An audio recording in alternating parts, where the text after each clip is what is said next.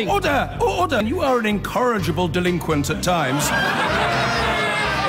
Behave yourself, man!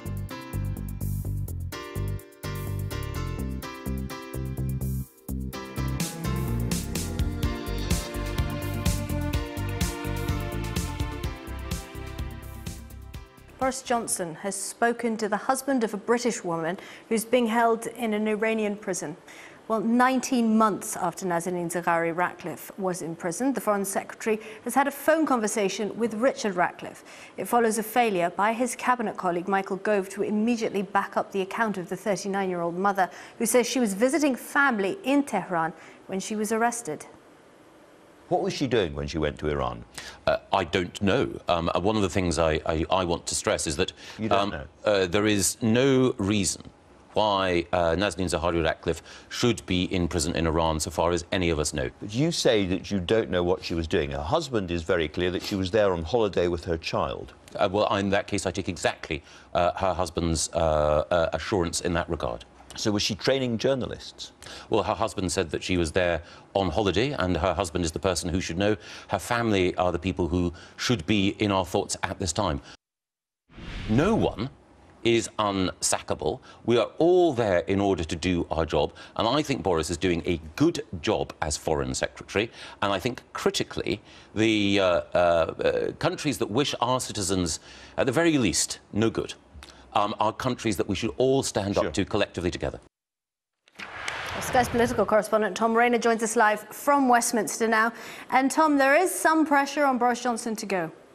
Yes, there is, and that's why Michael Gove felt the need to give quite such a robust defence of the Foreign Secretary in that interview with Andrew Marr. We do understand that after many requests to speak to Boris Johnson, the conversation has taken place between him and Richard Ratcliffe, who is Nazanin Zaghari-Ratcliffe's husband. We understand that took place, that it was constructive, that the pair agreed that they would meet in person in the next couple of weeks. But that conversation, as far as we understand it, took place at around 9:30 this morning, which is before Michael Gove gave that interview. So there will be a lot of attention paid to whether or not, in an anticipated press statement that we expect Richard Ratcliffe to give later this afternoon, whether he will make any reference to those comments by Michael Gove. The gradual perception that is building on social media and other things is that actually by saying "I don't know" in response to Andrew Marr's question,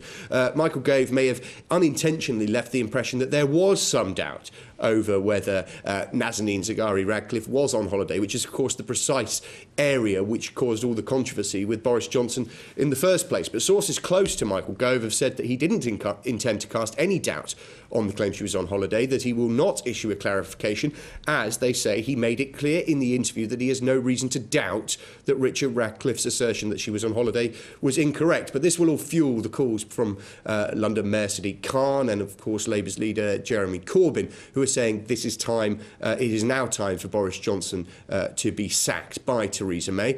But Lord Heseltine has been speaking to Sky News a little earlier on. Now, he's not someone who usually holds back when it comes to criticisms of the Foreign Secretary, but he says he thinks it would be unwise for Theresa May to fire him now. I would make sure that he was doing everything within the capacity of this country to undo the damage that his remarks made.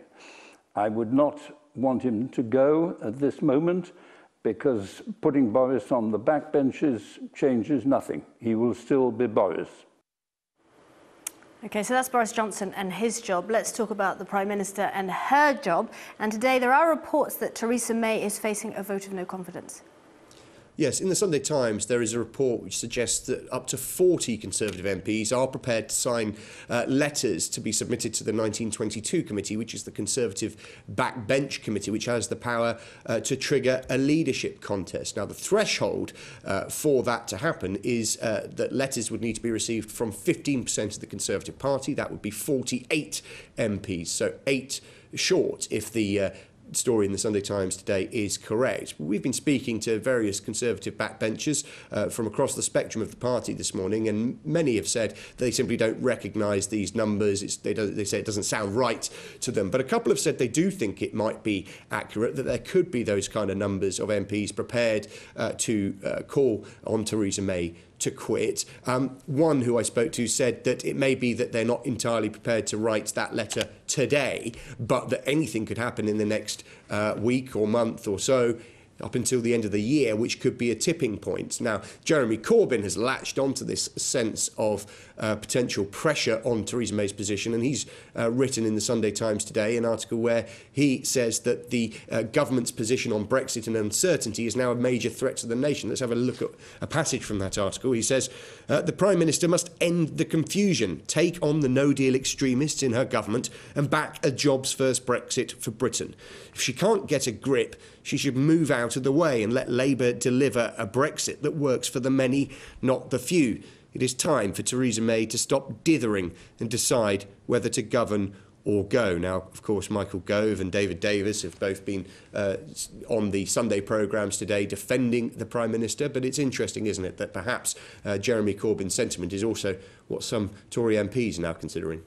Indeed. Thanks, Tom. The government is facing further criticism over its handling of the case of Nazanin Zaghari-Ratcliffe, the British woman imprisoned in Iran on charges of spying.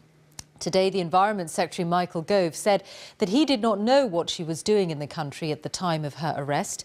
The Foreign Secretary, Boris Johnson, has already been accused of failing to be clear that she had been in Iran on holiday. Labour says the ambiguity will worsen Mrs Zaghari-Ratcliffe's predicament. Our political correspondent, Eleanor Garnier, reports. Jailed in Iran, separated from her family for allegedly trying to bring down the government. But Nazanin Zaghari-Ratcliffe's family has always maintained she'd been on holiday.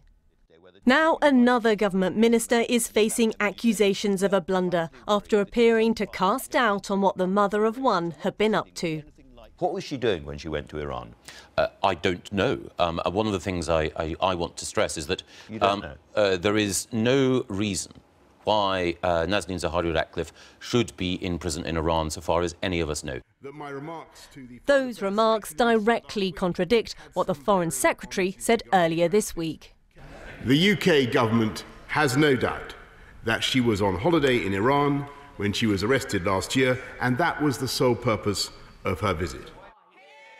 It was a statement Boris Johnson had been forced to make to clarify his previous comments that Mrs Zaghari-Ratcliffe had been teaching journalists in Iran, remarks that caused concern her sentence might be extended. Today, Michael Gove attempted to shift the attention.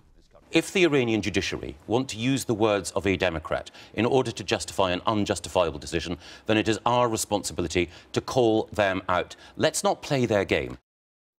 Mrs Zaghari-Ratcliffe's husband and the Foreign Secretary spoke for the first time today. They've agreed to meet within a couple of weeks, but the family's local MP is calling for resignations. It is the job of the British government to protect British citizens. If they make matters worse for my constituent, they need to realise that they are unfit for office, and Michael Gove and Boris Johnson, who are meant to be the leading lights in the government, have got to resign. With more calls for senior ministers to go, the pressure is growing on the Prime Minister to get a grip on her cabinet. There have been 2 resignations in the space of a week, and one of her closest allies is under investigation. All this while the government is embroiled in the Brexit negotiations. For now, the focus for the Foreign Secretary and, of course, Mrs Zaghari-Ratcliffe's husband must be to get her home as soon as possible. Eleanor Garnier, BBC News, Westminster. The Environment Secretary Michael Gove sought to defend Boris Johnson in the row over the British woman jailed in Iran. But in doing so, only seems to have made matters worse. The controversy centres on previous comments by the Foreign Secretary about why Nazanin Zaghari-Ratcliffe was in Tehran. Today, Mr Gove said he didn't know why she was there. More from our political correspondent, Carl Dinnan. Nazanin Zaghari-Ratcliffe's family and employers have always been clear that she was in Iran on holiday. That's been at the heart of their campaign to free her, and the outrage over Boris Johnson's comments undermining that explanation. So this morning, they were surprised to hear this. What was she doing when she went to Iran?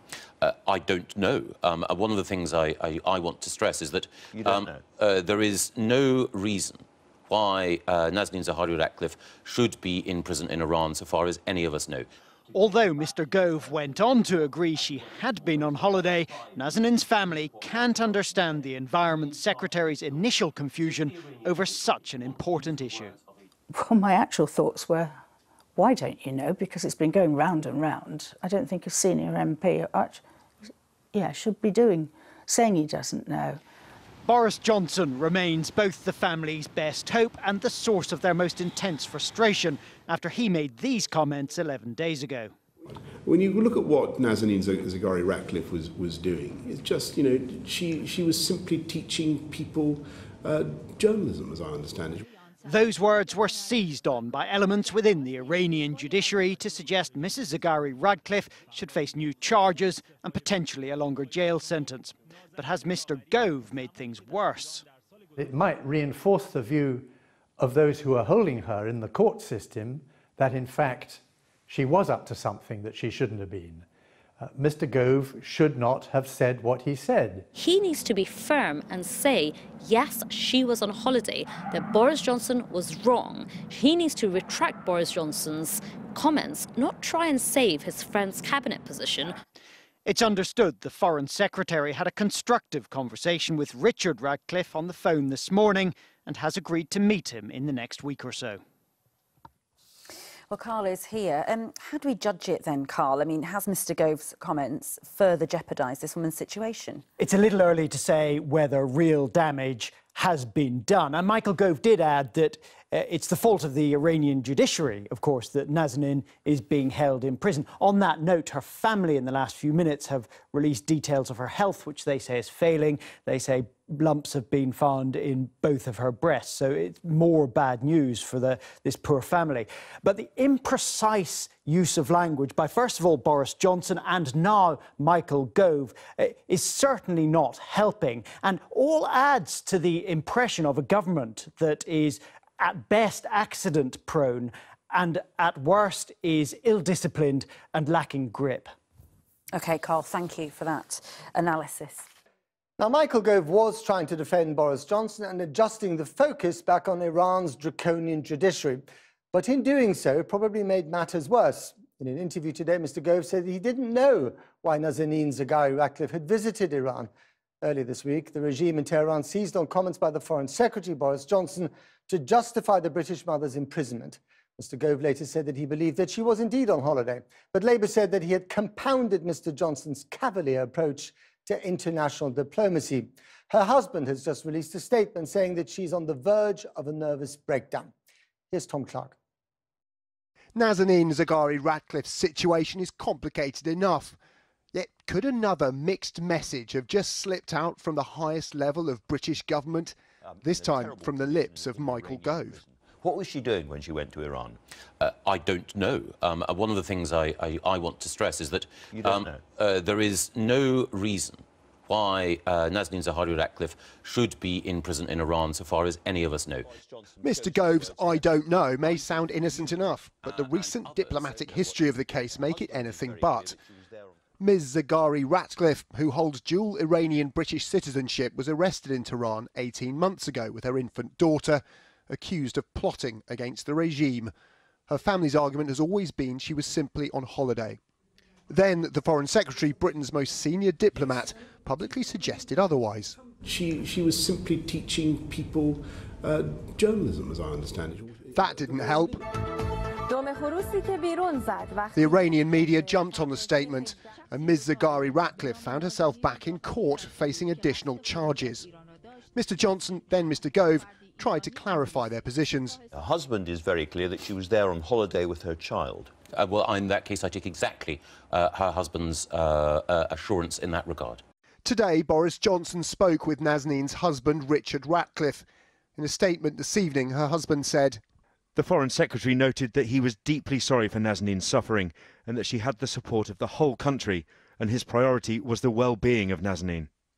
It's the Foreign Office that's responsible for negotiating the release of Ms Zaghari-Ratcliffe. But could the Iranian authorities seize upon the apparent confusion at the highest levels of British government to frustrate our efforts to get her and her daughter back? Ms Zaghari-Ratcliffe has recently spoken from prison to her local MP, who says the episode has worsened her already frail physical and mental health. They need to clean up their act, as far as I'm concerned. We just can't have a British citizen, a young mother, in prison, living there without her family for so long because the government can't get its act together. I would call on them to say this is a matter of life and death. We cannot have a tragic ending to this incident. Today, Mr Ratcliffe also described how grateful his wife had been to TV presenter Kirsty Allsop for speaking out publicly on her behalf last week. Today, she told us why. I find it very hard to sort of get my head around the horror of thinking that you would have to send your daughter back to the UK to get on with her life. It seems to me that if I can be careful, if the Zaghari-Ratcliffe family can be careful, if everyone involved in this case is being super careful with their language because they know they're dealing with an incredibly sensitive regime, then why wasn't Boris more careful? Today, the Foreign Secretary also discussed with Mr Ratcliffe the possibility of joining him on his forthcoming trip to Iran. If he does, it will be the first time he's been allowed to see his wife and child in a year and a half. Tom Clark reporting there. Well, earlier I spoke to former Deputy Prime Minister Michael Heseltine. I began by asking him whether Mr Gove's comments on Mrs Zaghari-Ratcliffe were careless or a clumsy attempt to defend Boris Johnson. You know, I really haven't got the first idea what Michael was thinking of. It is a serious incident, and Boris Johnson, my guess is using every known effort he can to try and ameliorate the damage that his remarks did. Is the real problem here, Lord Heseltine, that Boris Johnson's propensity to gaffe, to make gaffes, which we all know about, now has some potentially rather tragic consequences, and also a human face? Well, I don't in any way underestimate the point that you're making, but you've got to set it in context that at this particular moment, the loss of the Foreign Secretary would have a most destabilising effect on the government at a critical moment. I'm hopeful that Boris Johnson will do what has to be done in order to undo the damage of these remarks. Whether this moment is critical or not for the survivability of this government, is Boris Johnson, in your opinion, fit to be Foreign Secretary? I took the view from the day of the Brexit referendum that the Brexiteers had to be put in charge. And I did so with huge doubt, because I believed that it would be, frankly, disastrous. And everything I've seen since has persuaded me that it is being disastrous. But I also know that if they had not been put in charge, they would have been immediately handed the alibi to say, oh, well, if we'd been in charge, it would have been all right. So I'm afraid that there was a devil in a deep blue sea dilemma about this. The Brexiteers had to be in charge and have to be seen to fail. In charge is one thing, but plotting against the Prime Minister is another thing. Now, we read in the Daily Mail, in the Mail on Sunday today, that Gove and Johnson sent a secret memo to the Prime Minister a month ago, which is effectively an ultimatum for a hard Brexit. But it is symptomatic of a Prime Minister beleaguered within her own cabinet. But that doesn't take away the enormity of the events which she has no choice but to confront. The budget, the Brexit negotiations. But from everything you say, it sounds as if you don't think this government is fit to govern. No, I didn't use those words. That's you putting words in my mouth. This government has no option but to govern. Indeed, if I were to advise the government, I would say very firmly, get off the back foot. You have to be seen to be in charge if you're a government. And Theresa May has one asset, and that is that the Conservative Party are totally unwilling to have a general election. Do you think she'll be in power by this time next year? I think if I was a betting man, I wouldn't put money on that. But I'm not a betting man. I have no idea. Events, dear boy, as Macmillan once said, they are increasingly taking control of this government.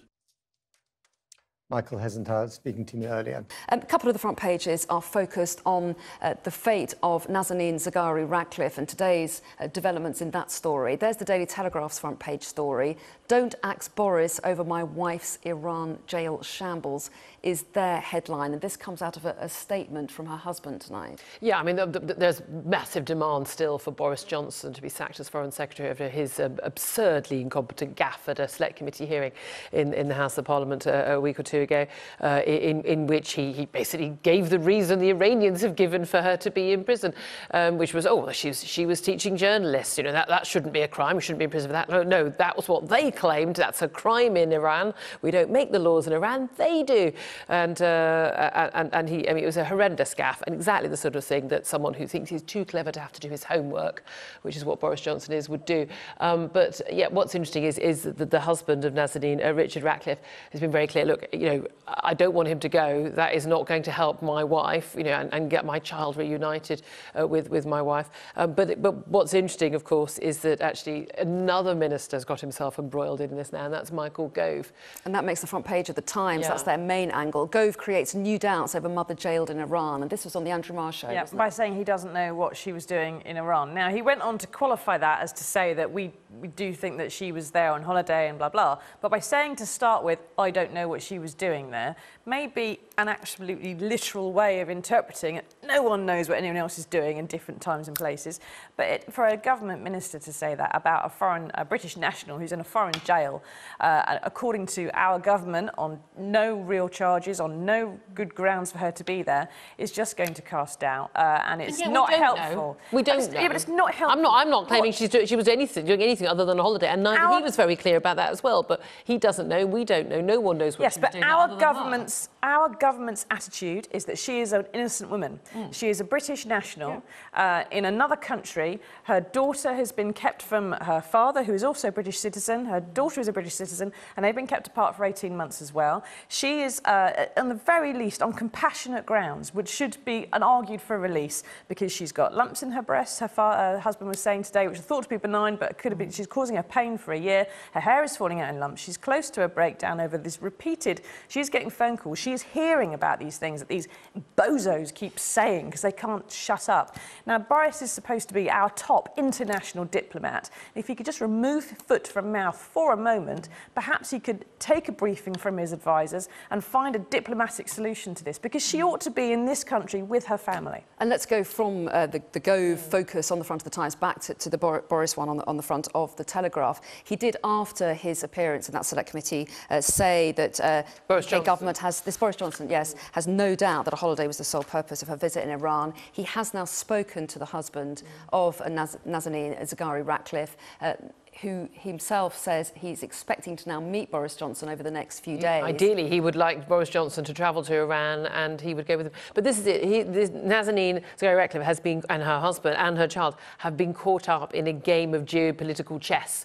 And they are pawns, and they really won't have any say. There'll be lots of other deals going on. There'll be lots of other negotiations going on that none of us is aware of. Probably Michael Gove isn't party to as well. I mean, that's the worry. And clearly, her health is now of a concern, as you were saying, and her fate and her whether or not she'll be released from jail is the main concern. But there are political implications as well, aren't there? I mean, what about Boris Johnson? I mean, there had been calls by Jeremy Corbyn that he should resign. But this is it. I mean, why is anyone surprised? But this is what Boris Johnson does. He goes around saying stupid things, stupid gaffes. I mean, you know, the man, there's no question, he's very, very clever. But he's very clever in a book-learning way. In a quite stupid way. I've always thought his problem is he lives in a permanent Oxford essay crisis world, where he just thinks that he's so clever, he doesn't have to read the briefs. And you know what? Being a foreign secretary is all about reading the briefs and knowing the detail. And clearly, we see here that the husband doesn't think it's going to be helpful. He doesn't think any instability politically is going to help his wife's case. But is Boris Johnson's political fate slightly tied up with... If I was Prime Minister, I'd fired him several months ago. I wouldn't have appointed him. There's no point... Yeah, well, perhaps... To be fair, she was going to fire him in June. The sensible thing to do might have been to appoint him and wait for him to hang himself, which he did quite... he's done regularly since he's been appointed as Foreign Secretary, but for some reason she's too weak to actually get rid of him. There's no point much really firing him over this particular issue. Richard Ratcliffe doesn't want that to happen, and it's not going to help. But, the fact is, if she gets another 5 years behind bars, I think you'd have to go. OK, yes, and I'm just going to show you the eye that's just come in. Very similar take they've got to now Gove criticised over Britain in Iran jail. I genuinely do think this is a misinterpretation of what Michael Gove was saying. He's just what was she doing there? I don't know. He's also someone who's very clever. He knew it was going to be interpreted the way it's been interpreted. He knows that what he had said was not going to help her. So therefore, he shouldn't have said it. They should both just stop talking. But they were asked questions. OK. Was he trying to back Boris? Right, yeah, definitely. Said something more intelligent. Okay. A number of front pages that are dealing with the fate of Nazanin Zaghari-Ratcliffe and different takes on it. There's the Times, first of all, which we should be able to see any second. Try and catch it on the way past. Yeah, it will come up in a minute. Anyway, their headline. Gove creates a new doubts over mother jailed in Iran. I can tell you that's their headline. So they're focusing on... Oh, we can't see it there at the moment, but they are focusing on what Michael Gove said during an interview today when asked about this British woman who's in an Iranian jail. Yeah, and it's kind of astonishing that a British woman's awful plight is somehow being dragged into this complete soap opera that we've got with Boris and Michael Gove and Theresa May and Brexit. And we've had people saying today, mostly online, I think the stuff I was seeing, that the only reason people are asking for Boris to be sacked is because they want to remain in the EU. And the only people who want say Boris is OK with what he said is because they're leaving. It's got nothing to do with any of that. There is a British woman in a foreign jail on no reasonable grounds whatsoever. She hasn't seen her daughter properly for 18 months. She hasn't seen her husband for 18 months. Her husband hasn't been able to go to the country for 18 months and get a visa. And now her hair's falling out in clumps and she's having to have mammograms because of lumps in her breast. That's the issue. It's got nothing to do with this ridiculous soap opera we've got going on between Gove and Boris, who knifed each other then and are now friends again and all this kind of stuff. That should be irrelevant to that woman's situation. But this is Boris Johnson's modus operandi, isn't it? It's a flippant remark at a select committee hearing a couple of weeks ago brings this about and drags him into this when he should be the person helping to get a British citizen who's innocent of charges out of the country and out of jail. And instead, he's flippant. And again, we were talking about this earlier. He thinks he's too clever to have to do the homework. And actually, an awful lot of being a Secretary of State, particularly Foreign Secretary, as much as say Chancellor, is detail. You have to know the detail of the case. You can't be casual about these things and casual words. And again, I understand your criticism of Michael Gove, who was on the Marsh show, asked, what has she done? Well, I don't know. Well, you have to take the husband's word for it. And I don't think he was in any way implying that, nudge, nudge, wink, wink. He's simply saying, look, I don't know. And it's not a question of not having your briefing. Michael Gove is someone who thinks very carefully before he speaks. And yet Boris Johnson, after he made those comments at the Select Committee, later did say that the UK government has no doubt that a holiday was the sole... Yeah, although they also said a load of nonsense, like why words were taken out of context. They weren't. You said literally what the Iranians have accused her of. Julia's right in that Boris is this person Wait, stop. Can you say that? What? Can I have that as a ringtone? Julia's right in the bit that she said about Boris. I'm going to use that as my ringtone for the rest of my life. About him being too clever to think he has to do his homework. But Gove is one of these people who thinks he is always... Everything has to be Machiavellian. He has to be double-thinking people and doing stuff behind the scenes. This is the whole reason behind the knifing of Boris during the leadership election to start with. And when he says now, I don't know what Nazanin was doing there, and that may be entirely literal, but it's also, he should know in his situation. That cannot help her at all. And if you cannot help her, they should both just shut up. OK, let's just take a look at the Telegraph's take, and they focus on Boris, and they're saying, don't axe Boris over my wife's Iran jail. Well, not they. Shambles. Richard Ratcliffe, the husband is saying, look, that's not going to help her. He says instability wouldn't necessarily help her get her out of jail. That's not his aim, and everyone focusing on that and using it. And Nicholas, there's an awful lot of, Jeremy Corbyn's not saying, I thought Boris Johnson was a great foreign secretary, the man for the job. Right up until this moment. Now I think he's an idiot. Of course not. He thought he was an idiot beforehand. Yeah. So this is political. This is And this is where Brexit politics gets into everything. Its tentacles spread into everything. And this poor woman is caught up now in a geopolitical chess game. And obviously, as you were saying, the most important thing is what happens to her. However, political careers are now tied up with it, or are they? I mean, to what extent is Boris's job as Foreign Secretary dependent on the outcome of this? I have no idea whether this is more likely to happen or not. If it is the case that she now gets an extra 5 years because of what he has said, and certainly Iranian state television if her is stating situation very worsens clearly. at all, yeah, I'd like to point out really Iranian ill, state that kind of television, by the way, which Mr. Jeremy Corbyn has been quite happy to take money from in the past, extraordinarily, to appear on TV shows for them.